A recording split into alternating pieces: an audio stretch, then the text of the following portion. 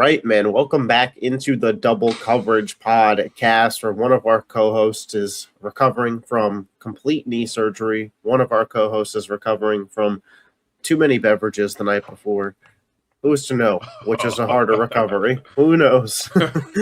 No, but everybody sending Javon your well wishes. Did just have some surgery this week, but it means to be locked in to studying NFL content for this podcast. And Exactly. by some demand, next week we are both going to be doing our top 10 quarterbacks ever. So I'm sure that will go without any controversy, and we'll probably have the same list, and everybody will agree with us because, how else would a top 10 rankings video go? That's how it usually goes, right? Exactly. But for today, we're going to do the NFC version of our over-under wins total. If you want to check out the AFC version of that, it is already live on the channel. We're going to go East, North, South, and then West for the divisions. And that does mean, of course, we'll be starting with my very own Philadelphia Eagles, who last season had a pretty good season. They won 11 games in the regular season. Their win total this season is set at 10.5. Maybe I'm biased. Maybe I'm not. I'm taking the over here.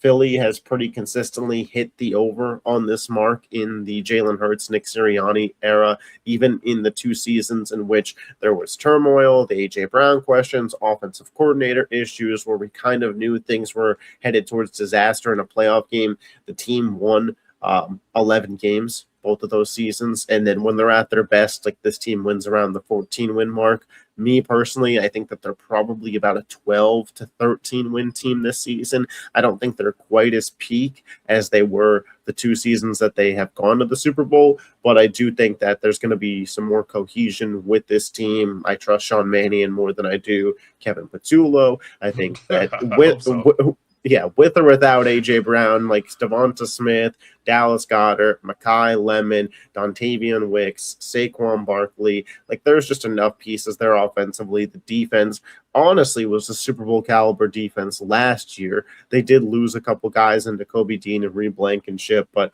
Jahad Campbell will take over at linebacker. The team brought in Jonathan Grenard. So to me, this is still a contending team that has Super Bowl upside, and I'm going to take them over 10.5 wins.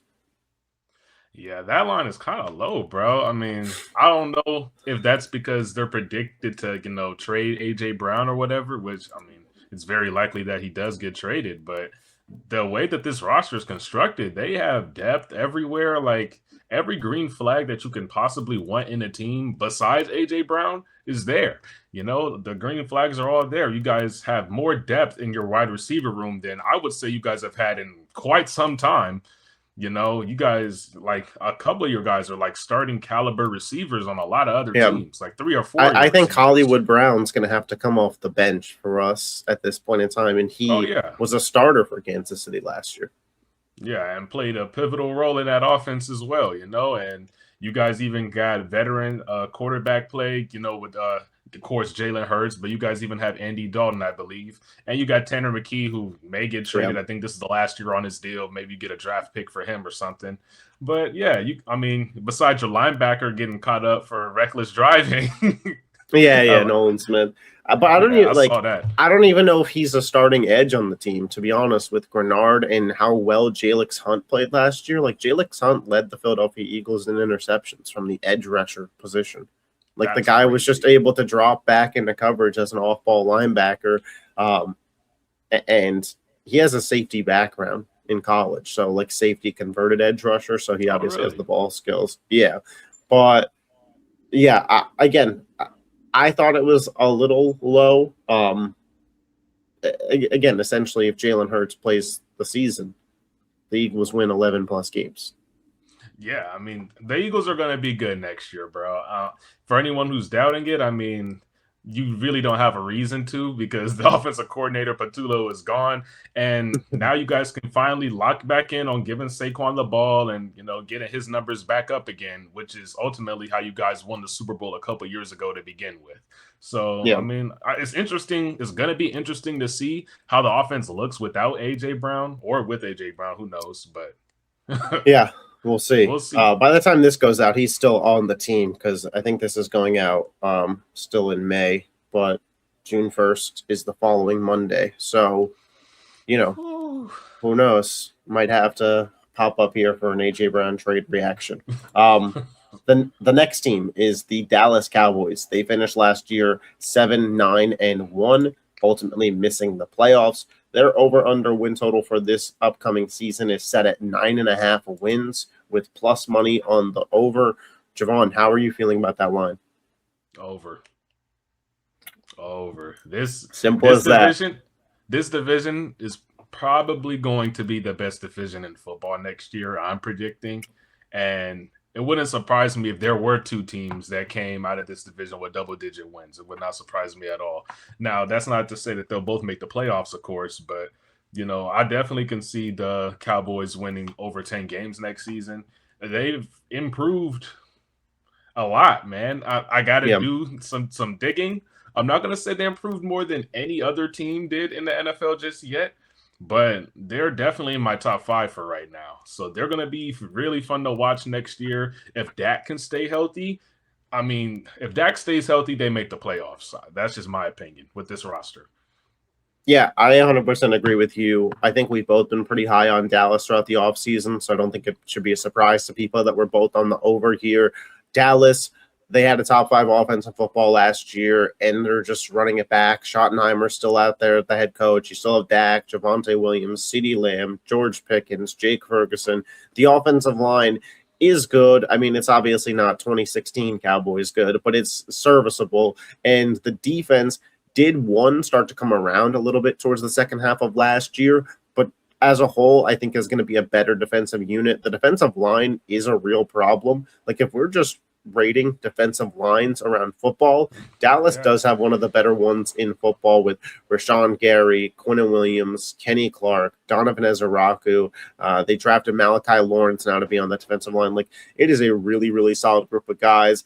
I question the secondary in totality, but there are multiple names in that secondary that I'm looking forward to seeing play. Caleb Downs, the fact that they were able to get him at pick 11 is just outstanding to me. Like, in terms of value at a pick, Caleb Downs was one of the best in the draft, up there with Ruben Bain at 15. So, and then you have guys like Javon and Revel in that secondary that I love the physical profile, but we'll see how it pans out on the football field. Again, Dallas might be a year away from having the defense that they truthfully want, but that doesn't mean that they're a year away from winning double-digit games. Like, with the high-powered offense that they have, a good defense is plenty good enough to get them into the playoffs, in my opinion. And then once you're in, we'll see what happens. I currently have them sitting at 11 wins, so one spot behind Philly, but I will take the over on the 9.5 as well, because it's just too much talent. Yeah, they definitely proved that they know how to, have a really good offense last season. That was the most impressive thing. I knew they were going to add Pickens, and of course the offense was going to get better regardless. I think people predicting Washington and New York to pass up Dallas, I don't understand the logic. I think you're just looking for something new, just looking to be different, because I don't see what either of those teams is better at in a totality. Like, maybe there's a singular position. Like, when he's healthy, do I prefer Jaden Daniels to Dak? Sure, but when he's healthy. But then you look at the receivers and you're like, that passing game's not going to be as dynamic. Like, there's just not a chance. So, yeah, I just think there's a little bit too much. I don't even know if I'd say Dallas hate, but I think people are underrating the Dallas Cowboys, which is weird, man, because for almost all of my life, it was the other way. So, no, for real. The next team that we have up finished 5-12 last year, good for third in the NFC East. That's the Washington Commanders. They obviously dealt with a ton of injuries. Their line this season is set at 7.5 wins, man. I'm on the under. I'm on the under 7.5 wins for the Washington Commanders. I think in totality, they have the worst roster in this division. And I don't think it's really particularly close in totality, especially if you exclude quarterback, which obviously Jaden Daniels has a ton of value. We know that. But outside of quarterback, this is easily the worst roster in this division. They are once again asking Jaden Daniels to carry them to the promised land. And I think his rookie season, when people didn't know what was coming and that Cliff Kingsbury offense was new and there was a lot of screen game and a lot of stuff to set them up in third and very short and very easy, it was a lot easier for them to catch teams by surprise and ride momentum. But I think we saw last year that, I think back to that week 2 Thursday Night Football game against the Packers, where they just got absolutely destroyed, man. And the Packers obviously started off the season hot, but I thought you saw a real gap in playoff team versus not a good team between those two teams. And I don't know exactly what Washington did to change that. Like, I did love the Sonny Styles pick, but I thought they overspent in free agency on some edge rushers that are not super consistent in OA, more of a third down rusher. Personally, if you ask me, the offense is still in the passing game very Terry McLaurin dependent. I liked the Antonio Williams pick, but he is a rookie, mid-round receiver. Like, he's probably not going to hit the ground running for them. Are they going to bring in a Brandon Ayuk? Maybe. Does that sway me? Probably not, because the guy hasn't played football in 2 years. Like, I can't imagine he hits the ground running either. And then on top of all that, 7.5 wins. I feel like if this team was to reach 8 or 9 wins, Jaden Daniels would have to play the full season. So now I have to bet on this guy to play the full season at that line as well. So I'm out on Washington. I have them at 5 wins in my current projection. So under 7.5 was an easy hit for me. Yeah, I'm going to go under as well. I think this is like a bottom 5 roster in the conference. If I'm being outside of Jaden Daniels, bro, like, how many quarterbacks could you put in that spot to play a whole entire healthy season and still, make the playoffs or even win double-digit games? I don't think there's that many quarterbacks who can work with this, bro. That's just my opinion. I'm kind of disappointed. Sonny Styles was a good draft pick, but at this point, like, I just feel like you have to go all in on your quarterback. You saw how much success he had in his first year. People crowned him a top 5 quarterback after that season, and then last year was really disappointing. So I don't know what direction this team is really headed in, because, they have a really weird mixture of really old guys and young, unproven talent as well. So this team is just confusing, but the roster is not there. I don't even think this team wins 5 games next year. That's just me, though. Yeah, I don't think that's crazy to say. I do think some other people might think that's crazy to say. And then we have the team that I think is probably causing the most noise in the NFC East, the New York Giants. The New York Giants were 4-13 last year. Their over-unders as well set at 7.5 wins, with plus money on the over, though. Obviously, the Giants had everything that happened this past week with Jackson Dart, and he was, I think he was like introducing President Trump at a rally or some event. I don't know. A rally seems like a weird thing. I don't know. It was some event. And then Abdul Carter quote tweets it and says, like, this has to be AI. I tweeted out my thoughts on it. Like, political views aside, I don't really care, like, where you stand. I don't think it doesn't matter where I stand for this. I'd feel the same way. If you're the quarterback of a football team, I think your job is nonstop. I think your job as a leader is different than any other position on the football field. And I think every single thing that you do, you need to factor in, how does this reflect back on me as a leader? And will my teammates potentially have a problem with it? Could it potentially have a negative effect? I think that a lot of people looked at the situation as like, hey, this is just a real life fun thing. Like, no matter who the president is. And I get it. Like, if I was invited to the White House today, or when Joe Biden was president and they were like, hey, will you be at this event at the White House? I'd be like, absolutely. Like, it's the White House. It's the president inviting me. But I think politics are very controversial nowadays. And at the end of the day, your job's to be the quarterback of the New York Giants. And if you're not going to help the New York Giants with what you're choosing to do, then I wouldn't do it. Especially when these guys are making the kind of money they're making. Like, that's why I think Mahomes doesn't answer political questions. Josh Allen doesn't answer political questions. Like, Jalen Hurts kind of answered his political views by not going to the White House, but when they asked him about it, he was just like, It is what it is, and kept it moving. So that's my 2 cents on that.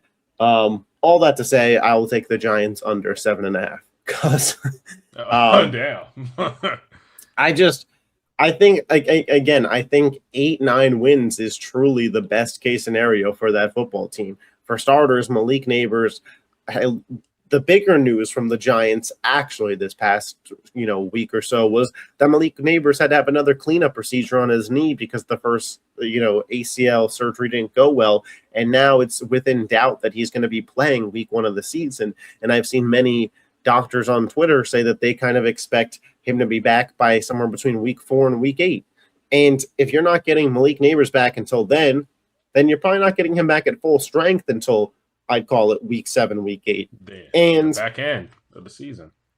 Yeah, in the middle part of the season. And who knows what the state of the Giants will be at that point, but your wide receiving core being led by Calvin Austin and Darius Slayton and maybe Malachi Fields is cool, but you are lacking a legit wide receiver 1, and you could argue you're maybe lacking a little. Yeah, like Darnell Mooney is a good wide receiver too. So I'll say that they'll have a 2 out there, but their passing attack, I think that the goal this year was to be less dependent on Jackson Dart's legs to keep him upright and healthy and focus more on throwing the ball, but I just don't see it if Neighbors isn't out there. Then is Scatabo going to be 100% when he's playing? And if so, I think Scatabo's just become a little bit overrated, just because he's cool and fun, but he's not some top 10 running back in football. So I don't expect them to be a top 10 rushing offense. I don't expect them to be a top 10 passing offense. I don't even know if their quarterback's going to be able to stay on the field. Defensively, you could still run all over them. You were able to run all over them last year. They traded away Dexter Lawrence. Their run defense didn't get better. I like Arvell Reese and I like McFadden at the linebacker spot, but moving on from Dexter Lawrence, at best case scenario, that's a net neutral for your run defense. I just think the Giants have a lot of work to do, man. I think that there's a reason they were picking as high as they were in the draft this year. And I don't think that John Harbaugh, a guy who missed the playoffs last year with as much talent as he had in Baltimore and in the entire Lamar Jackson era, seemingly consistently underachieved, is the guy that's just going to turn this team into a playoff team overnight. Yeah, I mean, the line is 7.5. So yeah, obviously, if you win 8 games, you're not a playoff team, bro. This division is going to be competitive, bro. But like you said, freaking Malik Neighbors, that's the biggest question mark right now. But so are you over under 7.5 for the Giants? I'm gonna go over. But they do have a lot of question marks. And honestly, it's because of that defense, bro. It's not because of Jackson Dart or Cam Scatterbo or Malik Neighbors. I just think Harbaugh's going to get that defense rolling. You look at the personnel they have over there, and they should be a top 5 defense in football, bro. They should. No. Even without Dexter Lawrence. I can see it. With the head coach. They can't defend the run enough to be a top 5 defense. Maybe a top 5 pass defense. Maybe a top 5 pass rushing defense. Not a top 5 defense. Hey, who knows? Maybe someone can surprise you, bro. Someone's going to have to show up. They've spent a lot of draft capital. Thibodeau is halfway out the door right now. Maybe this is a proven year for him. Abdul Carter, maybe he works his way into the rotation more. Their pass defense in general is going to be very solid. But I don't know. I still got question marks with Cam Scatterbo. I kind of wish they would have dipped into the running back position a little bit more in the draft, because they're basically running it back with Tracy and Scat, which is okay. But you've already kind of know what you're going to get from that perspective or whatever.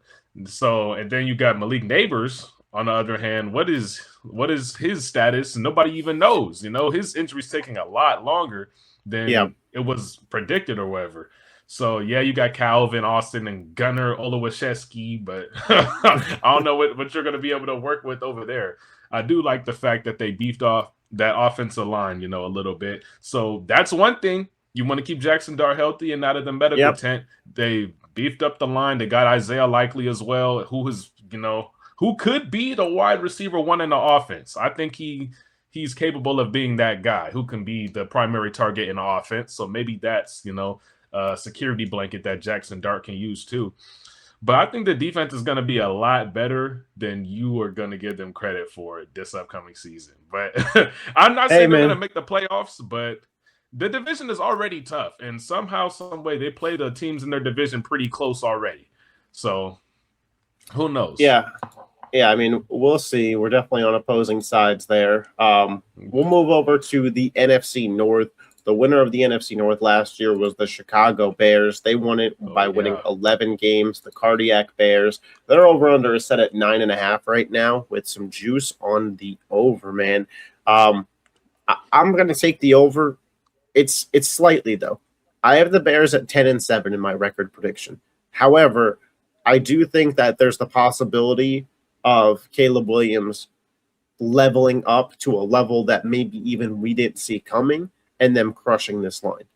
But I think with who the Bears were to end last season, I still believe they're a double-digit win team. Ben Johnson and Caleb Williams did find something special in this offense, and Caleb Williams was on the regular basis making some really, really special plays. So I believe in the talent of that guy to continue to grow. He has to get better on the easy stuff, but it's easier to get better at the easy stuff than it is the hard stuff, and he's got the hard stuff down pat. The run game with DeAndre Swift and Monungai is really solid. Ben Johnson's just always going to have a good rushing offense. That's kind of what I've come to learn to know. Like the rushing scheme and attack that this guy has, it's going to be good. The receivers, they move off of DJ Moore, but you still have Rome Odunze. You still have Luther Burden, who I thought really, really looked solid at the end of last year. Colston Loveland emerging as one of the best tight ends in football. You still have Cole Kmet. The defense, I don't love the defensive line, to be truthfully honest with you, but it wasn't terrible last year. I think Montez Sweat is more of a Robin to somebody's Batman in terms of edge rushing duos, but they're asking him to be Batman. So we'll see what he could do there. I loved the Thieneman pick. I thought they got an absolute steal there. They as well brought in Kobe Bryant this offseason. That was a big get for them. I think that they also brought in a linebacker, if I'm not mistaken. Bush, because they got rid of Edmonds, right? So they brought Devin Bush from the Browns. They brought in Devin Bush, who I do like. So in their second last year. And if their cornerback room could stay healthy this year with Jalen Johnson, Kyler Gordon, and Tyreek Stevenson, I am a fan of that as well. So ultimately, I do like what the Chicago Bears are doing, and I think their ceiling is as high as Caleb Williams' ceiling this year. But even just projecting like a little bit of incline in his play, now they're playing a first-place schedule, and I think their division got tougher. So I have them at 10-7, but I'd still hit the over 9.5 because it is plus money right now. Yeah, I mean, I'm going to go over as well. Man, this team, I'm surprised they're not being talked about as contenders. And maybe it's because of the question marks on the defense combined with them losing DJ Moore or whatever, because, their defense is, has quite a few players coming in that haven't really played that many games together, just simply put. But at the same time, that wide receiver 3 position, I kind of want to know who's going to step into there and kind of take it over. They drafted that kid out of LSU who was pretty solid. Thomas. Mm-hmm. Now, LSU receivers are kind of known to hit. So if he could be anything like a Justin Jefferson or Jamar Chase, we're talking best offense in the NFL, especially with that run game that they got. But it's neither here nor there, bro. That wide receiver 3 spot, DJ Moore down the stretch, or Odunze was really the wide receiver 3 down the stretch. It felt like the second half of the season, but either he was way, playing with a foot injury, though. He was playing with a foot injury, Rome Odunze, like the whole second half of the year. You could tell, like the drop in his production does completely align with when the foot injury happened. So I do think we'll see closer to the first half of the year Rome Odunze to at least begin 2026. I think the Bears feel that way too. That's why they were confident to move off of DJ Moore. Yeah, their secondary is kind of nasty. I think they'll be okay with Thieneman at the strong safety spot too. Well, and the defense has to be better because the defense, I know like we disagreed a little bit towards the end of last year as to how bad this was, but I thought that their defense was massively saved time after time with timely turnovers, and I don't think you can just count on that year over year. Well, yeah, I expect them to produce, but how are they going to get to the quarterback? I don't know. Like you said, Montez Sweat, they They should have went out and traded for Trey Hendrickson or something like that. They should still be calling about Max Crosby, truthfully. Yeah, like, I mean, again, I don't know what the medicals are, because obviously that's why the trade fell through with Baltimore. But if I was Chicago, that's a deal I'd still be looking to make. Absolutely. I told you I would mortgage my entire future on Myles Garrett if I was the Chicago Bears. Right, I'll give them whatever they want. Well, yeah, but that's assuming the Browns are willing to move. What the Browns what do they have to lose? I mean, I'm just saying they might not be willing to trade him. Yeah, it's not like we know the Raiders are willing to trade Max Crosby. They did. Yeah. Yeah, they did, and shit, they may do it again before the season is over. But the Bears are definitely I guess how you feel about the Bears is basically dependent on how good you feel about the Lions, kind of, because they were like a half a game away from making the playoffs themselves. So I don't know, close, man. And then you got the Vikings too, which who knows? We'll talk about all of these teams, but it's gonna be real competitive. Yeah, the next team we're talking about is the Green Bay Packers. They finished the year 9-7-1 on a 4-game losing streak. The Green Bay Packers over-under win total for this season is 9.5 with some plus money on the under. Where are you at here? Well, what was the total? 7.5? 9.5. 9.5? Yeah. Oh. With the healthy Micah. Well, Micah's probably not healthy for the first month of the season. However, I do think some context is important here. The Green Bay Packers' first month of the season is not that difficult in terms of what it could have been. They are on the road at Minnesota, on the road at the Jets, host the Falcons, on the road at the Buccaneers, coming off of extra rest. So theoretically, Micah could be back for week 5 when they host the Chicago Bears. I'm going to go over. I don't. This is something tells me that, I feel like everyone's expecting them to take a big step back from last season because, they traded a couple of receivers from the receiving room to make room for Matthew Golden. But I don't know. Maybe the same way everyone expects Luther Burden to take that step next season. There was plays that Matthew Golden made for the Packers that no other wide receiver in that receiver room last season could have made, bro. Like that first touchdown he had, or that touchdown he had in the playoffs, no one else could have made that play and scored a touchdown on it in that whole receiver room. And I feel like they finally realized what they have, Tucker Kraft, of course, we all seen how big of a role he played for Jordan Love next year. If they can get him back within the first month as well, that would be amazing. Or not, yeah, Tucker Kraft. So I don't know, man. And freaking Josh Jacobs, I think maybe he just had a couple of down years. His volume has still been there. That's kind of scary. The fact that he's still gotten the Derrick Henry volume, but he's not putting up the Derrick Henry stats. Maybe he's finally starting to age or whatever. But that defense is always going to be good. It's just Micah makes their defense go from good to great, and that's why everyone had them as Super Bowl contenders when he was healthy last season and when they first traded for him. Yeah, I am a slight under on the Packers. And I know that a lot of this offseason I've kind of been a Packers doubter, Packers hater. Listen, I did my predictions, and I have them at 9-8. So it's not like like the line is 9.5. I have them at 9-8. My next guess, though, would be 8-9. I do just think that this is a little bit of a pullback year for the Packers for a lot of different reasons. One, I think that the division as a whole got a lot better. I think Chicago is still as good as they were last year, and they were better than Green Bay last year.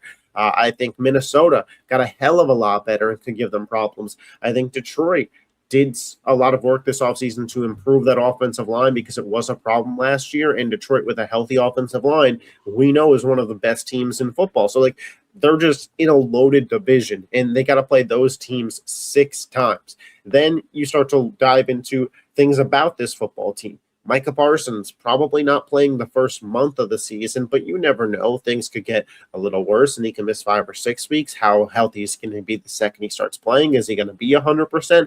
And you mentioned that defense being consistently good year over year. I don't want to say I have doubts, but they did lose a lot of key things to this defense. They lost Jeff Hafley, the defensive coordinator. Now they have a brand new defensive coordinator coming in. It is Jonathan Gannon, who was previously defensive coordinator for my Eagles, and I know he could do a good job, but he failed as a head coach. We'll see what Jeff Hafley does. But my point being, it's possible that Hafley is better at elevating defensive talent than him. You lose a Quay Walker. You do replace him with a Zaire Franklin. But I do think at this point in 2026, Quay Walker is a better player at this point in time. I like the Packers defensive unit, though. Don't get me wrong, like Adjerian Cooper, Keyshawn Nixon, Xavier McKinney. I thought Carrington Valentine had a really good season last year. So I do still like the defense, but a couple question marks there. Offensively, Jordan Love, I do think, is still a really good quarterback. Josh Jacobs, like you mentioned, the questions on is it tread or is it injury? Is it both? Is the amount of tread on the tires just going to always result in injury with that kind of workload? Can this team depend on a Chris Brooks or a Marshawn Lloyd to take half of those carries or a third of those carries and be more of a committee? I don't know. The wide receiver room scares me more than I think it scares most people. They move off of Romeo Doubs and Dontavian Wicks this offseason. And I will say a big problem I've had with the Packers is they just had like 5 wide receiver 2s on their team the last couple of years, and it didn't feel like anybody had any defined roles. And now they're like, hey, we're defining the roles. Matthew Golden, Christian Watson, Jaden Reed. My concern is that it's solid when healthy. My concern is that 2 of the 3 guys that they're banking on, Christian Watson and Jaden Reed, don't play the full season. I mean, Jaden Reed never does. Christian Watson's like banged up here and there. Never does either. Yeah, like neither one of them does. And then probably their best receiving option, Tucker Kraft, is coming off of a torn ACL. So I just think that there's a lot of like different little points of inflection on this Packers roster that could result in them having issues this season. And because of that, I dinged them a little bit, and they're 9-8. And in a division like this, it's probably not good enough to be in the playoffs. And definitely not. And I'll bet the under on 9.5 wins at plus money. Yeah, I mean, they got some injuries, man, that are really big. Zaire Franklin was a good pickup for them. He's a tackling machine, but at the same time, like you said, he's not as good as Quay Walker. Their defense, I think their defense is going to really be the highlight of the team because for whatever reason, they're paying Jordan Love like he's a top 10 guy, but they want to run the offense through Josh Jacobs. I don't understand that. Like, I don't get that. I can understand it for the Jaguars last year, running through ETN and 2N when you have, because you already know. Yeah, but they've never really went. The Jags flipped that this season. You can basically argue at no point in Jordan Love's career they were really all in on Jordan Love and handed him the keys to the offense. And that's the most confusing thing to me about the way this whole franchise is ran. That's I think crazy. If you like dive into the advanced analytics, it's probably like something to do for another time. But Jordan Love was like a top 5 quarterback last year in a bunch of advanced stats. He just wasn't ripping and we saw it in that playoff game. Like that playoff game, he was really nasty. I thought Jordan Love. And maybe that's just the way that their team is designed or their offense is designed, because we saw Malik Willis step in and get a freaking $25 million a year contract off of 80 throws or some crazy shit. So who knows, man? Maybe it's just the way their offense is designed or something. But they need to go all in on Jordan Love next year. Yeah. Moving forward, Minnesota Vikings. They were 9-8 last year. They had a 5-game win streak at the end of the season. Their line for this season is 8.5 wins with plus money on the over. Listen, I'm going to take that over 10 times out of 10. This team had the worst quarterback situation in football last year with J.J. McCarthy, Carson Wentz, and Max Brosmer, and still won 9 games. Kyler Murray isn't going to be worse than those dudes. I don't know what Kyler Murray is going to be in terms of ceiling, but I know he's not going to be worse than those dudes. That's what I know. Do I wish that they attacked the running back position more in the draft to have a real run game? Instead of it being Aaron Jones and who else do they have there? Jordan Mason. Yeah, Aaron Jones and Jordan Mason. doesn't do it for me. I do like Justin Jefferson, Jordan Addison, and them adding Javon Jennings was really nice as their wide receiver 3. You still have TJ Hawkinson. It's a good offensive line when it's healthy. I think that was a big piece that hurt the Vikings last year was Christian Darrisaw not playing. And then you got to trust Brian Flores with that defense, man. They do move off of Jonathan Grenard, but Dallas Turner is going to be a primary edge rusher alongside Andrew Van Ginkel. Finally. They drafted Caleb Banks and Dominique Orange to, attack the interior defensive line there. You still have Cashman. You still have Byron Murphy. You still have Isaiah Rodgers. Like, they could use help at the safety position, but ultimately, I think the Vikings roster and coaching is good enough to get this team to a winning record this year because it did last year, and the line is 8.5. So all I have to do is be as good as they were last year this year. And with what I perceive to be a big time upgrade at the most important position in the sport, it's pretty easy for me to take the over. Wow, I'm gonna go under. I'm not gonna lie. So, oh my lordy, it's not. I don't know. I just don't think it's always as simple as we had the worst play in the NFL at this position. Now, granted, it is the most important position in the sport. I understand it. I just don't think it's that significant of an upgrade. Like, it's Kyler Murray, yes, but how many people really want Kyler Murray on their team? How many teams that you can add Kyler Murray to that would actually be an upgrade in their quarterback room? How motivated Kyler is will determine a ton. Because we talked about this a couple of weeks ago. If Kyler plays great this year, he will, and I'm not over-exaggerating, if Kyler has a great year, he will get $100+ more million than he was going to get if he's bad this year. 1,000% true. But once again, you have to bank on that as well. Oh, yeah, I'm not saying for sure. I'm just saying I would imagine you're getting a motivated Kyler Murray this season.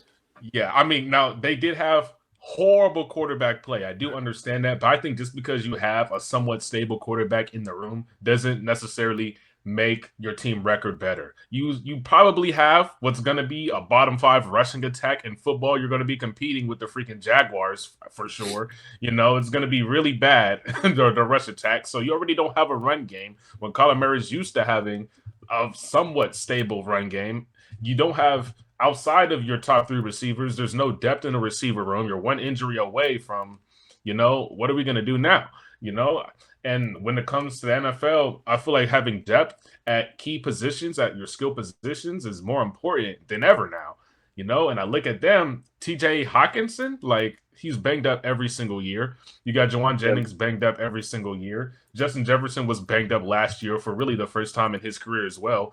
I know Addison, I think they picked up his 5th-year option, but he's kind of playing for an extension right now. So you got that going for you. But, man, it's about time. Like, on the defense, now they got some green flags over there. Dallas Turner, they're finally giving him the keys to to rush the quarterback now. Yeah. After he was supposed to be one of the most underrated picks in the draft class when they drafted him in the first round a few years ago. They're finally giving him the keys, So I don't know. Maybe their defense can reel them in to maybe 9-10 games or 9-10 wins, but I'm not that optimistic about just adding Kyler Murray to a team that lacks offensive depth already. Like, I feel like the writing is on the wall for all the excuses that he's going to have this upcoming season. It's like, oh, his whole line is going to be banged up. Oh my gosh, Justin Jefferson missed 3 or 4 games. Oh my gosh, Javon Jennings hurt again. Like, I can just see it happening already. Man, we'll see though. The Giants and Vikings will be interesting for us to watch this upcoming season. That's for sure. For sure. The Detroit Lions, they won 9 games last year. Their win total for this upcoming season is set at 10.5. I'm easily taking the over here. I have them at 11 wins on my predictions. Yeah, and I have them at 11 wins in my prediction, and that was predicting them to go 3-3 in division play. It's just not often you see a team as good as Detroit get a 4th place schedule. Like, Detroit gets matchups this season with the Jets. They get to play the Cardinals, who we'll talk about. I know you like them a little bit, but a 4th place team. They get to play the NFC South. They get to play the Dolphins. They get to play the Titans. They get to play the Giants. Like, these teams are teams who were bottom of the barrel last season for a reason, whereas Detroit just way out-talents them roster-wise. I do think Detroit made a good effort to get their offensive line better for this upcoming season, taking Blake Miller, and then you move Penei Sewell to left tackle. Again, when Jared Goff isn't pressured, he's outstanding. When he is pressured, he sucks. So you have to make sure that the offensive line is up to par. And I think that they did that. Jahmyr Gibbs, Amon-Ra, Jameson Williams, Isaac Tesla, Sam Laporta, even at the backups that you were talking about earlier. You still have Pacheco. They brought in Greg Dortch. You have Tyler Conklin. You have Brock Wright. Like, they're just loaded offensively. The defense has kind of always left some to be desired, but they finally drafted a guy to play next to Aiden Hutchinson in Derek Barnes. You still have Aleem McNeil on the interior. Jack Campbell's locked up. DJ Reed, Brian Branch, Kirby Joseph, Terrion Arnold, and Roger McCreary in the secondary. I think Detroit bounces back this year. I think that they actually win the division. It's funny how, like, everyone's saying they bounce, they're bouncing back this year. Like, they didn't finish. They were 9-8, right? Like, they still had a pretty decent season last year. It's not like there were that many teams in their division that were better than them. They were like half a game away themselves from making the playoffs. But I do feel like one of the more underrated connections in football is Jared Goff to Amon-Ra St. Brown. It's probably the most consistent one to bet on every single week, week in, week out. Fantasy football guys. Amon-Ra has been the wide receiver 3 in PPR leagues for 3 straight seasons. Yeah, like the most underrated connection in football right now. And for Jahmyr Gibbs, for the people who are questioning whether it's him or Bijan Robinson, this year is going to be the year that he can prove that he's the best running back in the NFL, because now it's no longer 10 carries a game and 2 catches a game. Isaiah Pacheco is a backup. Maybe he gets a couple 3rd-and-1s at midfield. Maybe. Midfield is crazy. Yeah, you could book him in for like 2 or 3 carries a game, just to get Gibbs out of the game and get him a breather. But if this line can hit, man, this might be the best offensive football. Are you over? Sounds like you're over. Okay. Yeah, I'm gonna go over. The thing is, like you said, every single year it's always somebody on that defense, bro. So Jack Campbell, I multiple somebodies. Yeah, I want to see Jack Campbell healthy again. I love seeing Brian Branch always healthy. Kirby Joseph has probably been the most underrated defensive back in football the last 3 seasons. Yep. Kirby Joseph has probably been, so I want to see this defense just force some turnovers, and I want to see this offense live up to its full potential. I want to see what Tesla can do, bro. I'm not going to lie. I'm excited to watch him next season, because every single time he caught the ball, it was insane.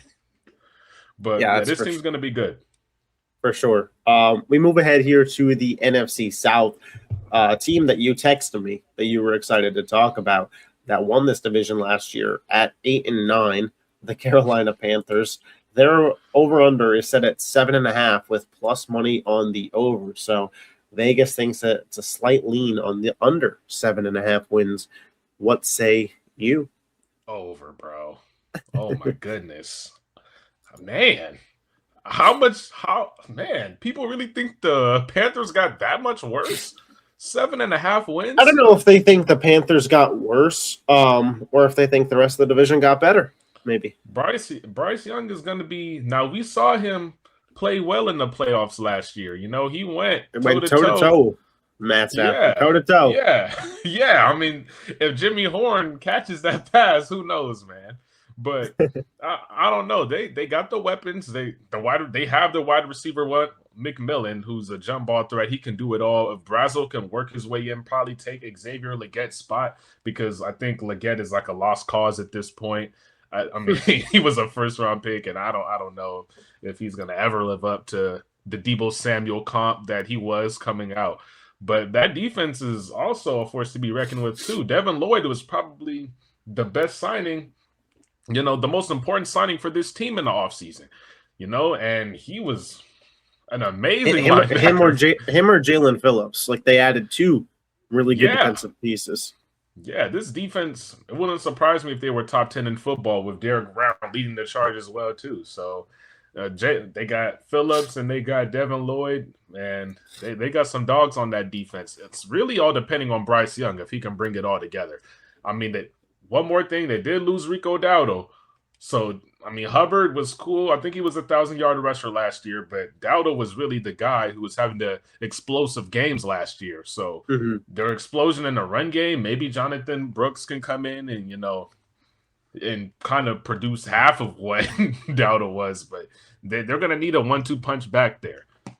When I look at this Panthers team, I see a lot of depth, and that's something that leads me to want to go over on this 7.5 wins because I'm going over. Okay. I don't think I'm like quite as emphatic as you. I think that this is probably somewhere from an 8 to 10 win team, but and some of that has to do with them playing a first place schedule now. Like, I do think that they're a much better group than they were last year, but I think that their division has 2 teams at least that really improved, and they play a first place schedule. So, saying that they're going to win roughly about the same amount of games doesn't necessarily mean that I think that they got worse. Like, I can think that they got better, but just think that they're playing tougher comp, and that's kind of where I'm at here. Behind Chuba Hubbard, like, obviously they have Jonathan Brooks. I think Trevor Etienne is also a name to watch. Like, I think that there is some depth in that running back room. The wide receiver room has Tedero McMillan, Jalen Coker, Xavier Legette, Chris Brazzell, Jimmy Horn Jr., John Mechie. Like, those are 6 guys that are all fairly young and at least fairly interesting to me. Like, Tet's like locked in as a wide receiver 1, and Jalen Coker is a great slot piece. You just need one of those 4 guys to be able to hit as an outside wide receiver 2. I like where you're at. Tommy Tremble and Jatavion Sanders at the tight end spot. The offensive line, man, they drafted Monroe Freeling with their first-round pick, and right now he's not a starter. Like, they have offensive line depth, man, which is huge in the NFL. Derek Brown next to Nick Scorton, next to Jalen Phillips, next to Lee Hunter on this defensive line is just really, really good stuff. Personally, I love it. Devin Lloyd, the secondary, by the way, kind of slept on. Mike Jackson, Trayvon Morig, Nick Scott, J.C. Horn. They just have so much talent all around this team, does Carolina, that I am happy to bet on them to be good. Yeah, that's fair. Their defense, it wouldn't surprise me if their defense ended up being like the Jaguars' defense last season. That, going into the season, no one expected them to be as dominant as they were. But, at the end of the season, you look up and you're like, man, like they might have a top 10 defense in football, Yeah, and I think it's probably the best defense on paper in this division.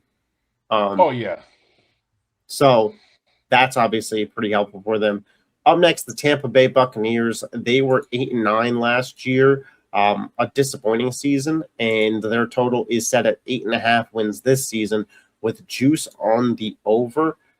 I'm going under for Tampa Bay, man. I'm going under for them because I think that they're the 3rd best team in this division, and I don't think being the 3rd best team in this division is going to get you to a winning record.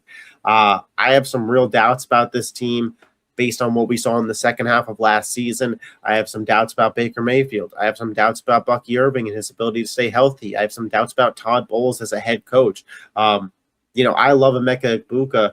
I'm not sure what they have consistently outside of him at the wide receiver room. I'm not sure that Baker Mayfield hasn't already seen his best days, and I think Baker at his peak was better than Geno Smith, but we saw Geno Smith have really solid years for Seattle and then just fall off the second he got to the Raiders. I wouldn't be shocked if Baker Mayfield fell off this year. I'm not predicting it, but it wouldn't shock me. Defensively, the only thing that is really making me not want to sell the stock on this team is I do think their defense did get better. Getting Reuben Bain Jr. was a massive steal for this team in the draft. And you pair him next to a Vita Vea on that defensive line, next to a Yaya Diaby, next to a Kalijah Kancey. And if that defensive line could stay healthy, you start to really, really believe in them. Alex Anzalone at linebacker. You still have Zion McCollum, Tyke Smith, Antoine Winfield, Benjamin Morrison.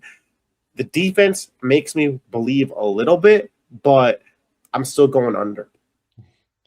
Man, I'm gonna go over, And I mean, I'm betting on Ruben Bain Jr. being a top 5 edge rusher in the NFL. No. But if you watch the draft live stream, you know I'm really heavy on Ruben Bain Jr. I think that Yeah. he's just gonna dominate. I think like from week 1, I think he's probably my favorite to win defensive rookie of the year. I don't know, but I had to go through the list or whatever. But he's in one of the best positions you could possibly be in for his position right now.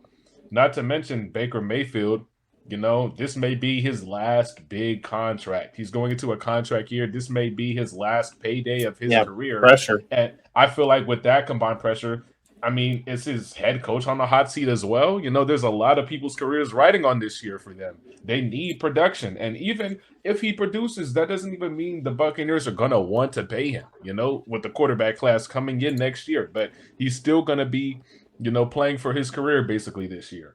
Egbuka was basically non-existent in the second half of last season. Very disappointing. You want to see him improve and come along. They got a couple of pickups. Kenny Gainwell. It's kind of redundant to Bucky Irving. They kind of do a lot of the same things. So it's not really like a 1-2 punch. It's like a don't miss a beat type of vibe, It is our backup running back's better than Rashad White now, though. Yeah, that is true. Tucker, even Sean Tucker came along last year and showed a couple of flashes, but I want to say I'm confident in Baker Mayfield going to a contract year. He's basically going to be the only quarterback, worth paying, going into next season. So I want to say everyone's just going to be monitoring how he plays, All eyes are going to be on him, whether he's playing primetime games or not, because he's going to be like the big fish basically next year. So, I want to bake on them. They got some veterans on defense. I feel like they'll still be consistent like they've always been. They've never really been horrible. So I feel like they'll be solid. I'm going to go over. Yeah, I don't hate that one. We don't disagree as much as we do on the Vikings and Giants there. It was close. I get it. The Atlanta Falcons, man. The Atlanta Falcons finished last year as well, 8-9. They finished the year on a 4-game win streak. The defense really came along. Their total for this season is set at 7.5 wins. What say you? Under. Under, boy. Their offense, man, it's crazy. Like, if they had a quarterback, bro, oh my gosh, I would pencil them in for like 11 wins. But Michael Penix Jr. If you just could swap Baker onto this team, bro, yeah. And I like Baker, but I love Baker compared to this room. Oh my goodness, like I feel so, and it goes to show you that some players, man, they just really need to be in the right situation. Because I don't know about you, but I still believe in Kyle Pitts, bro. I still believe in Kyle Pitts. I mean, he was a monster last year, by the way. Like he had a really good season last year. Yeah, but I also don't know if he's going to be a Falcon because I don't think he signed that franchise tag yet. Like, I think there's a possibility he gets traded. Yeah. If I'm not mistaken, or at least I've still seen people talking about the idea of them trading him. So I don't think that it's like locked up that he'll be in Atlanta next year. Well, I mean, you can't really roll in there with Austin Hooper. I mean, they've done it before, so that wouldn't really surprise me. But they've lost it. I mean, they've lost a couple of pieces on the offensive side already. I mean, but they bought in Zachariah Branch. He's going to be kind of interesting to throw in the slot, even though they have a couple of slot receivers. I mean, they've signed Alumni Zacchaeus this offseason, so I'd imagine Branch has to pass him on the depth chart. Yeah, I mean, Bijan, I feel sad for him. It's kind of like CMC after Cam Newton got hurt, just wasting away his prime years. Yeah. Wasting away perfectly fine. Top running back of the NFL. On your roster years, you drafted him for this, but their defense has a lot of, green flags over there. I mean, besides, the James Pierce Jr. fiasco or whatever that was with that WNBA player. but they got the Terrell brothers. I want to see them play. That's going to be crazy. Is he starting to the other Terrell? He's not listed as the starter on their depth chart, but I think he's going to end up passing Mike Hughes I think he's going to pass Billy Bowman actually and be the nickel. Excuse me. That pass rush might be spooky though. Yeah, the Falcons are a really interesting team. I'm on the under because I just hate their quarterback situation. Like going into the season, it's to me, it might be the worst quarterback situation in football going into the season. That's crazy. Who do you have? I mean, Browns maybe, but at least the Browns got at least Shador could stay healthy. I mean, the Cardinals don't even Carson Beck and Brissett is not even gonna. I guess. Okay, this isn't okay. Maybe this isn't the worst, but this is the worst in the division. This is the worst in the division. I'll say that it's the worst quarterback situation in the division. Because whether it's Penix or Tua, even if the guy's healthy, I think it's worse than the other three quarterbacks. Like I'd take Bryce Young, Baker Mayfield, and Tyler Shuck over either of their quarterbacks. Oh yeah, and I don't know if they're going to stay healthy. Like, would you be surprised if for a month of this season, Trevor Siemian is the starting quarterback for the Atlanta Falcons because Tua and Michael Penix are hurt at the same time? Like, would that shock you? Like, probably not. They both got benched. I'm like, yo, that's a disaster benched. From hell. I'm just saying, like, but the Falcons also have so many pieces I love. I love Bijan Robinson. Like, he's a top 2 back in the sport right now, not 2. Drake London, outstanding. Kyle Pitts, I still believe in him. They added Jawan Taylor to that offensive line and have Jake Matthews at tackle, like, which should keep their quarterbacks up right. The defense was one of the best in football last year. They were, second in the NFL in sacks, and they really started getting going at the second half of last year. Pierce and Walker, in terms of a football standpoint, are really good edge rushers. Deshaun Hand at the nose tackle is really good. Divine Diablo at the linebacker next to Christian Harris is really good stuff. I like A.J. Terrell, Jesse Bates, Xavier Watts, Avion Terrell, Mike Hughes as a secondary. Like, you could argue that's the best secondary in this division. So there's a lot of points of the Falcons that I really like, and they're so hard to judge because if Tua won this job, I wouldn't be shocked. And then all of a sudden, 8 of Tua's games are in a dome. A bunch of them are in warm weather. They got some good tackles. All of a sudden, the Falcons win 9-10 games because Tua's competent enough to lead this offense and get the ball to guys. Like, I wouldn't be shocked by it, but I just can't bet on it at this point in time. Yeah, I don't see it, bro. But one thing I am interested in seeing is Zachariah Branch and Tua reps because – he did play with the speedster, little tiny receiver in Tyreek Hill and Jalen Waddle as well. So maybe Zachariah Branch can be Tua's new, favorite target like that or whatever. Not, of course, not as good as Tyreek Hill or nothing, but who knows? I hear you. We'll move on to the Saints. They were 6-11 at the end of last year, but I thought that they were playing some of the best football in that division. Their over-under is at 7.5. I'm taking the over. I think this is I have them as a double-digit win team right now. I have them as 10 wins. So I have the Saints at 10 wins, and I have them winning the division. That's where I'm at right now. Who's going to get to the quarterback, brother? Oh, my goodness. Chase Young. Chase Young had 10 sacks last year. You're just going to keep banking on Chase Young every year. What do you mean keep banking on him? Like you asked who was good last. Anyways, let me just start from the top when it comes to the Saints team because the defense is not the strength of this team. The offense is the strength of this team. And I think the offense has top 10 offense in football upside, truthfully. Their rushing attack is going to be legit this year with Travis Etienne and Alvin Kamara. They had 0 run game last year. By the end of the year, it was Kendre Miller and Devin Neal. No shade to those guys, but Travis Etienne ran for 1,100 yards last year. Like, him combined with Alvin Kamara is a fantastic running back room. Tyler Shuck was improving as the season went on, and I think had a real case for Offensive Rookie of the Year, especially if he had started playing earlier. And you went from a wide receiver room last year where it was Chris Olave and kind of a bunch of nobodies to now you get Jordan Tyson as a top 10 pick in the draft who, shoot, man, he could be better than Chris Olave. And then you add in a Bryce Lance and a Devon Bailey. Like, that gets me excited as well. Jawan Johnson still at the tight end spot, and Noah Fant and Oscar Delp. You have Kelvin Banks Jr. You have Talise Fuaga, Eric McCoy on that offensive line. Some really good stuff there. Then you get to the defense. It's not amazing, but I think there's enough dudes. I think there's enough dudes, similar to the way that we talk about Dallas and Cincinnati. Can your defense be good enough behind a high-powered offense? And I think the answer to that is yes, man. With Chase Young and Brian Brees at your defensive end spot, Caden Ellis, Kool-Aid McKinstry, Justin Reed, Julian Blackman. Like, I think there's enough guys. I'm taking the Saints, and I'm definitely taking them over 7.5 wins. You know, the Saints are probably the most interesting team in the NFC next season. I'm not going to lie, because like you said, their offense, but at the same time, the offense is their strong suit, you know, but how much better is their offense than the other teams in their own division? You know, is their offense better than the Falcons? Yeah, maybe on a good Sunday. Maybe I don't know. Bijan Robinson, Drake London. I don't know.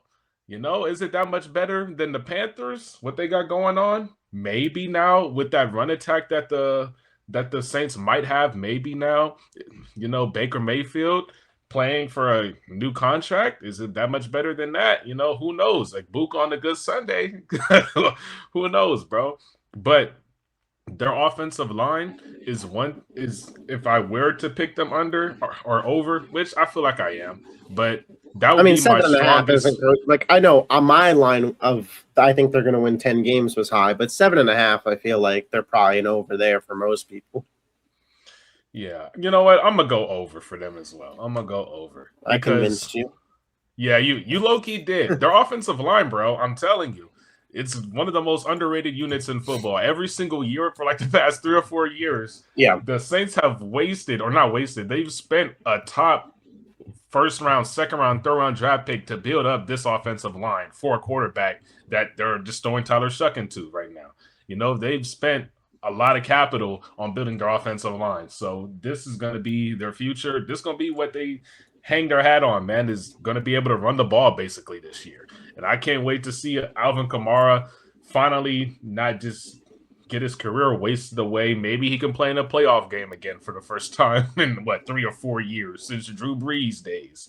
So their defense is going to be Swiss cheese, though. I will say that. Their defense is going to be awful. I don't know about horrible. What were they statistically last year? Like, I don't think that they were a bad defense last year.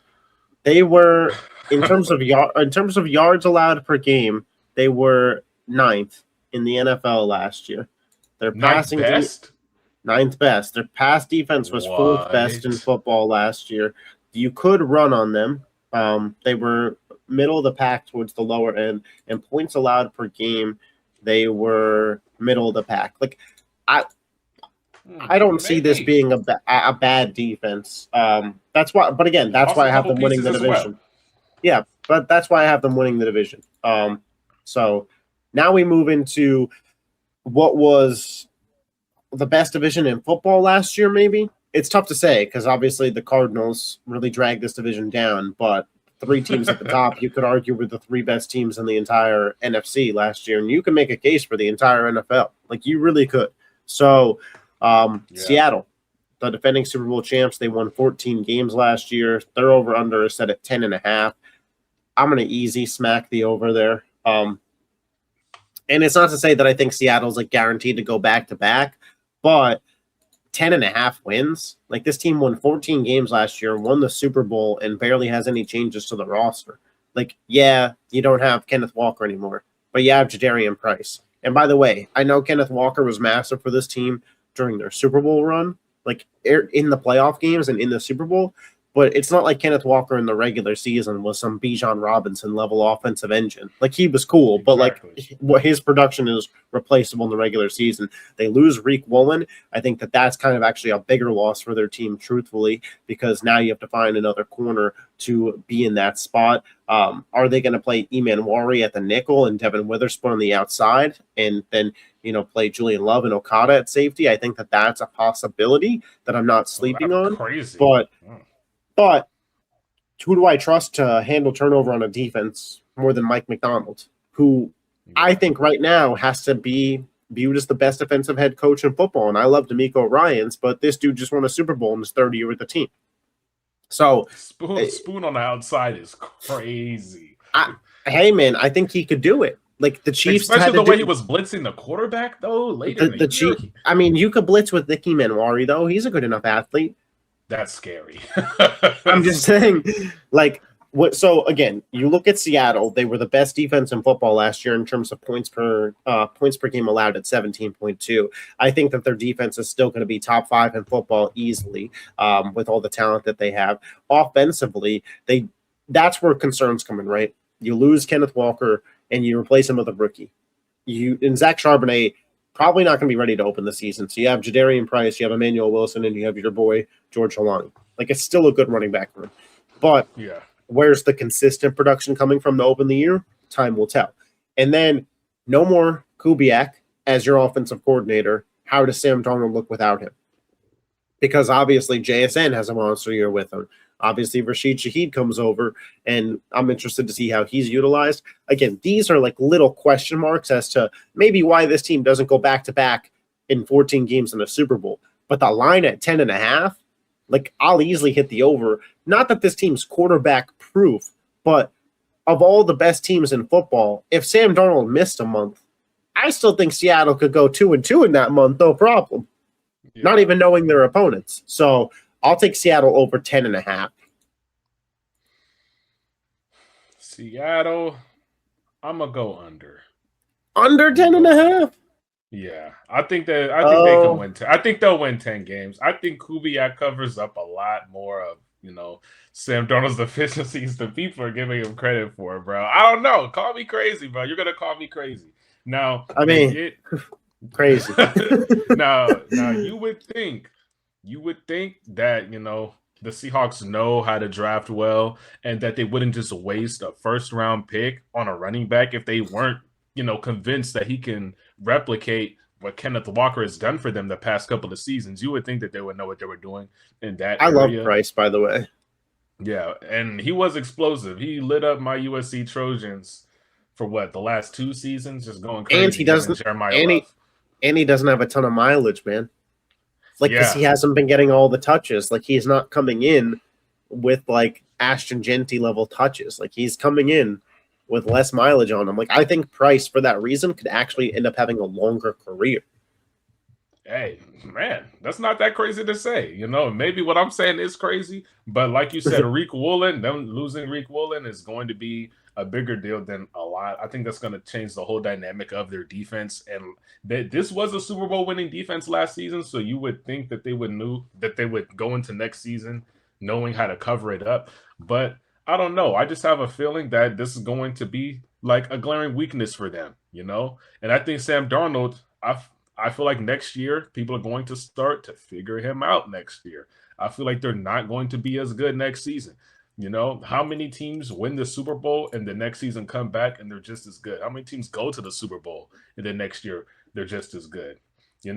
The Patriots just went to the Super Bowl, and some people don't even have them winning 10 games next year. And that's even with A.J. Brown and Romeo Doubs on the roster, and them getting better in all of their weaknesses. So I don't think the Seahawks were that much more dominant than the field I don't know. And not to mention their division as well. The 49ers are going to be better. I think people are we're going to talk about them in a second, but people are underestimating Shanahan, bro. The fact that he fucking won that many 12 games last year with that freaking roster. Yeah, okay. I don't think the Seahawks are going to be as good next year, bro. With Shanahan getting basically a top heavy roster next year. If they can stay healthy, which is a big if, they're going to be a force to be reckoned with too. Again. Yeah. And then you already know how I feel about the Cardinals too. The Cardinals are probably going to beat the Seahawks next year for at least one game. They'll probably split. Call me crazy, bro. It's going to sound crazy now. Not a single shot in hell that a single quarterback on that roster moves the ball against that Seattle defense. Not a shot in hell. With Jeremiah Love? Okay. No shot, bro. No shot. Let's talk about the Rams. The Rams were 12-5 last year. They went to the NFC Championship. They got busy this offseason. Many viewed them as the best team in football. They have the best odds to win the Super Bowl. Thus, their line is the highest of any team in football. 11.5 wins, man. Over or under? Over. I'm going to go over. That offense is, man, this is the year for them, bro. It has to be because I want to say like 3 or 4 of their starters on offense and 2 of them on the line. Thank God this is the year for them. That's why they drafted Ty Simpson, because they knew this was the year. Hey, bro, that that was just a bad pick. I'm coming around on it. I tried to understand it. That was just a stupid pick. I'm not gonna lie, especially considering after this year, Devontae Adams off the books, two of your starting offensive linemen off the books. You just extended Matt Stafford for an extra year for what, 50-something million? Did I read that correctly? Like, yeah, come on, I mean, bro. You're listing off how good this team is going to be for this year with these players, but they could have been better. Like, they could have had a Mekhi Lemon. They could have had a Kenyon Sadiq. They could have had a Monroe Freeling. Yeah, now their defense was great in all aspects last year except for the secondary. Their secondary has drastically improved. So, I mean, they're gonna blow out a lot of teams, bro. Like, especially they have like a 1-2 punch back there with Kyron Williams and Blake Corum that really came along last season. Corum was better than Kyron Williams the second half of last season and in the playoffs, basically. So, I mean, they are the most complete team like in the NFL right now, and that's only because the Eagles took a major step back last year, and we need to see what their offense looks like without AJ or whatever. But you want to talk about complete teams? The Rams are it, bro. And the Rams have the best roster on paper. There's no doubt in my mind about it. The Rams on paper, it's the best roster. And I don't know, like, a lot of people felt this way when it came to the Baltimore Ravens last year, but I'm more confident in the Rams than I was in the Ravens last year. I can confidently say that. And that's just because they had the MVP and they have a guy who's proven that he can win games in the playoffs. He doesn't really get outplayed, you know? Yeah. If he loses, his team just lost the game. But he doesn't really get outplayed in the playoffs. So this team is as complete as it gets. I'm going to go over.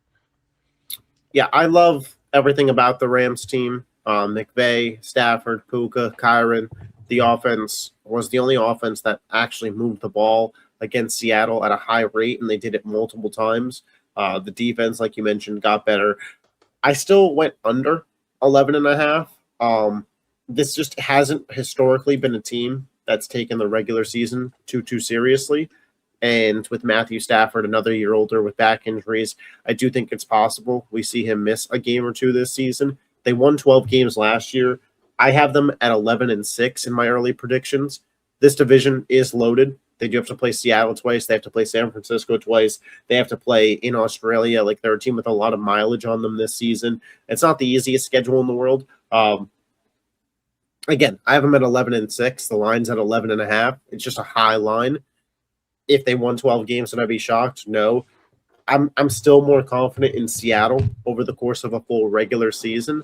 But I think, yeah, because I think that Seattle, their consistency year over year for the last 3 years now, once we include this year, defensively, that energy, that standard that they set is week to week more consistent than the Rams' production. I think that the Rams do take weeks off in the regular season sometimes where they can get got, and there's question marks around Matthew Stafford, and it's a really weird spot because he played the full season last year and won the MVP. But if you remember going into the season, we were talking about like this guy couldn't practice and had to be in some chamber for his back. So yeah, their defense is a lot. I feel like underrated. I like their defense. Again, I have them at 11-6, so it's it's more of a slight lean on the under for me. Like, I still think that this team, they were starting Emmanuel Forbes last year. Bro. I think that this team on paper has the best roster, and I think in a playoff game, I would take them this time over Seattle. But I think over the course of a full regular season, they're a team that I think might sit back and relax a little bit. Okay, I mean, you have an older quarterback. I mean, I think like here, I can see it. So the NFL set this up for the Seahawks to play the Rams the last week of the regular season. I think it's possible that the Rams aren't playing their starters that game. I think that that's on the board because the Rams just want a bye week before they head into the play. Like, McVay has shown he doesn't care about preseason, so his team could come into the season a little rusty, and he doesn't care about the end of the regular season once they're already in a playoff team. because he wants his guys to get as much rest as possible before going in the playoffs. Again, I think that they're really good, but I think that those things with the highest over-under, because that's, again, all everything's healthy. Matt Stafford gets wailed and is out for a month. Like, it's easily hitting the under. Like, oh yeah, I mean, who knows how good Ty Simpson is though, and McVay's offense, Let's talk about the Niners, a team you wanted to talk about. They won 12 games last year. They were 12-5. Shanahan, in my opinion, was robbed of Coach of the Year. Their over-under for this season is set at 10.5 wins with plus money on the over. Yeah. Are you taking the over?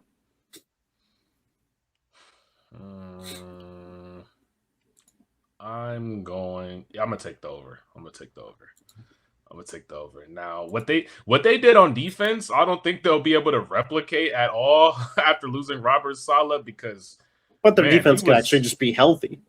yeah, and then they'll be just as fine, Yeah. But man, bro, the fact that they were able to win that many games with a freaking G League roster, with a practice squad roster, basically.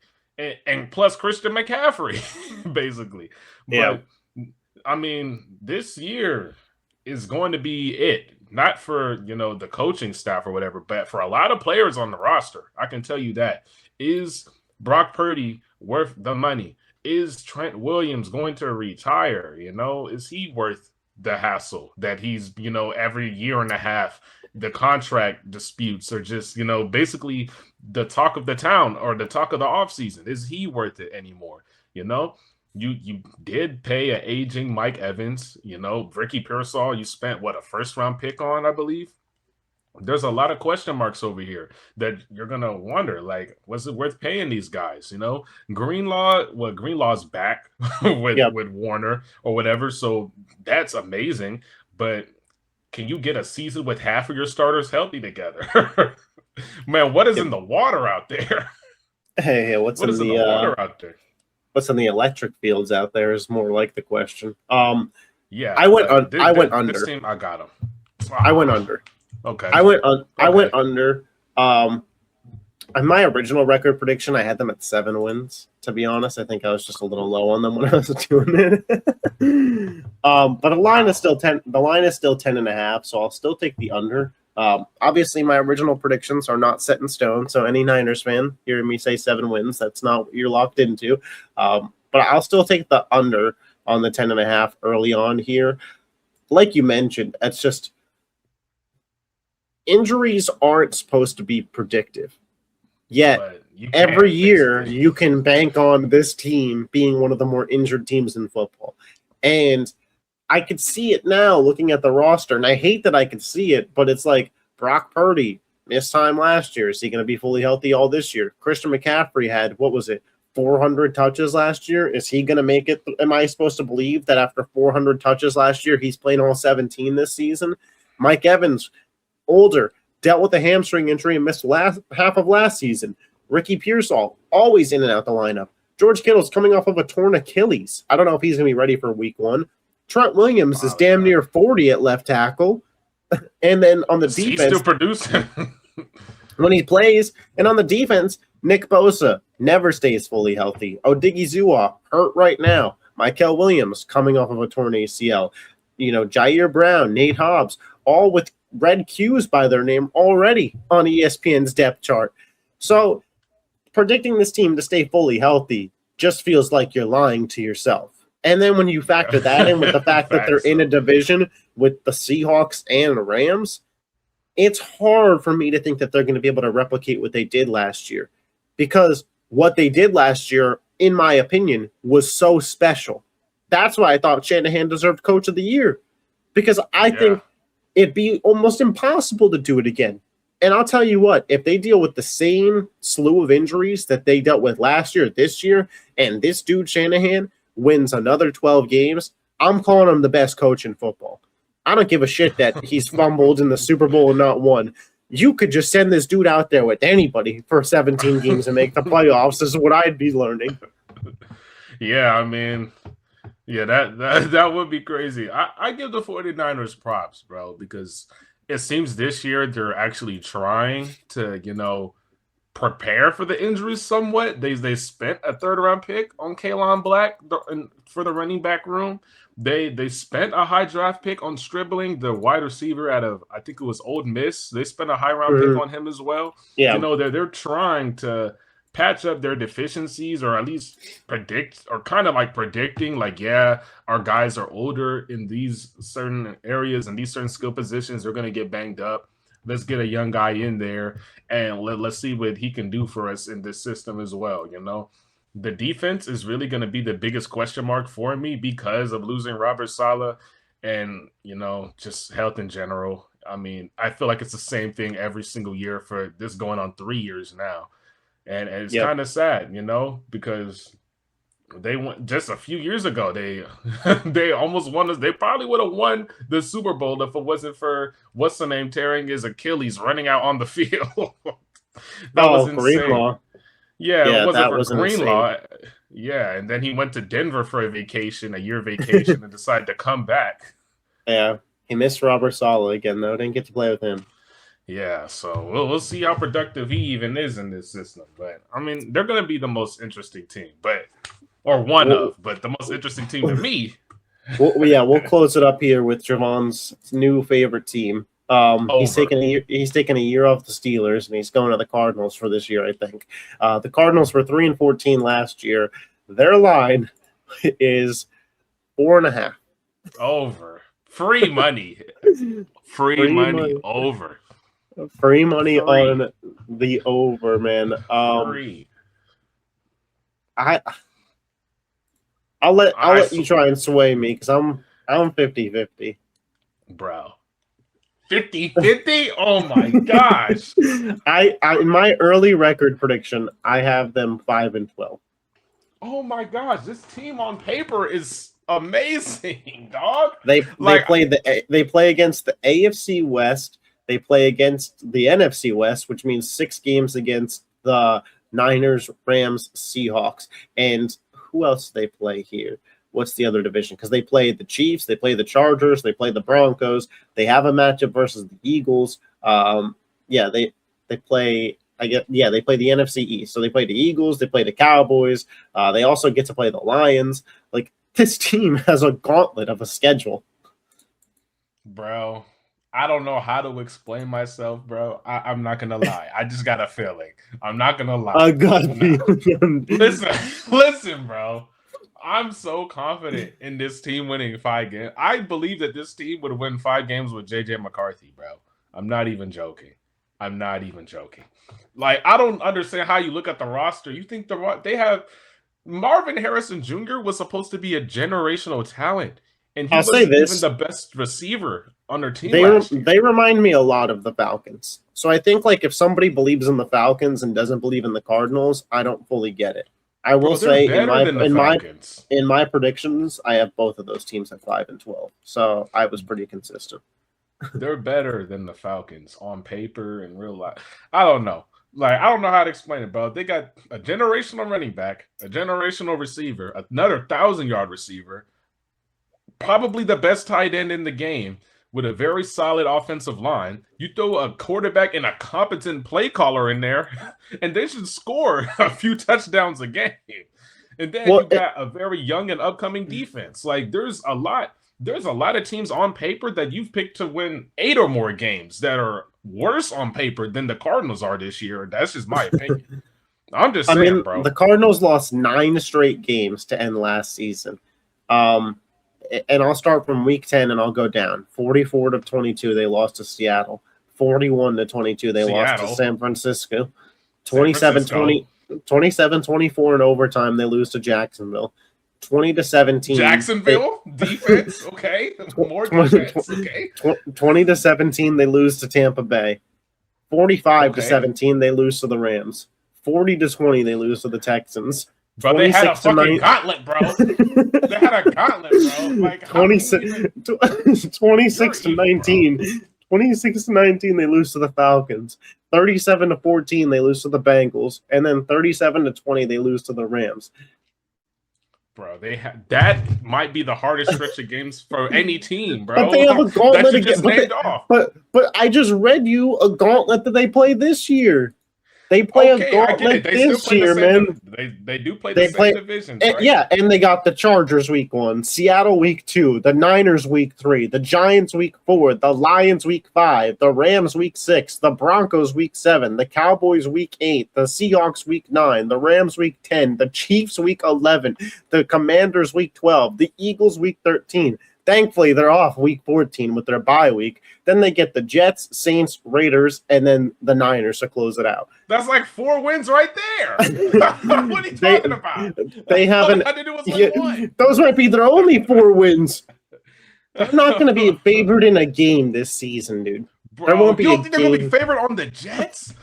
Bro, the Maybe disrespect. maybe I can't wait. Bro, I was so Maybe humble the about Jets. the Patriots last year, bro.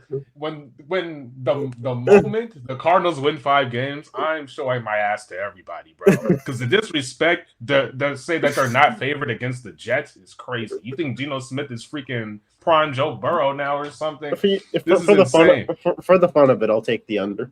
For the fun of it, I'll take the under. The disrespect, bro. Yeah, I'm looking at the roster. I'm like, what? Am I tripping? Like, the roster is pretty solid. I don't know. Maybe I'm bugging. Am I bugging? I mean, they had like 40 points put up on them so many times last year. Like, they got 37 or more scored on them 1, 2, 3, 4, 5, 6 times. They had no run game, and now they have Jeremiah Love and Tyler Algier. Like, that's a pretty significant upgrade. That's not gonna. I mean, that doesn't help their defense. But were they like the worst rushing attack in football? Like, I don't know. They were horrible. It was either them or the Vikings, probably. I don't know. Offensive leaders, in terms of rushing, the Cardinals were second worst. The Raiders were the worst. Come on now. And now they have, you know what? We'll see. We'll see. We can make a whole video arguing this shit. I mean, I stand 10 toes on my pick. I'm not gonna lie. Yeah, that is them for 4.5 games is the easiest pick out of any pick that we've made in both the videos. 4.5, easiest pick. I swear. Oh my goodness. Everybody remember it. Let us know in the comment section if Javon convinced you. An hour and a half on the NFC teams. We spent 30 extra minutes talking compared to the AFC team. So hope you guys enjoyed this monster pod that we're here providing for y'all. We'll be back next week. We might go damn near as long next week too, talking about the top 10 quarterbacks of all time, because I think that there's going to be some real debate there. If you're not already subscribed, I don't know, man. You should have subscribed during that Cardinals run at least. All of our socials are linked down below, and we'll catch you guys next time. Peace. Yes, sir, man.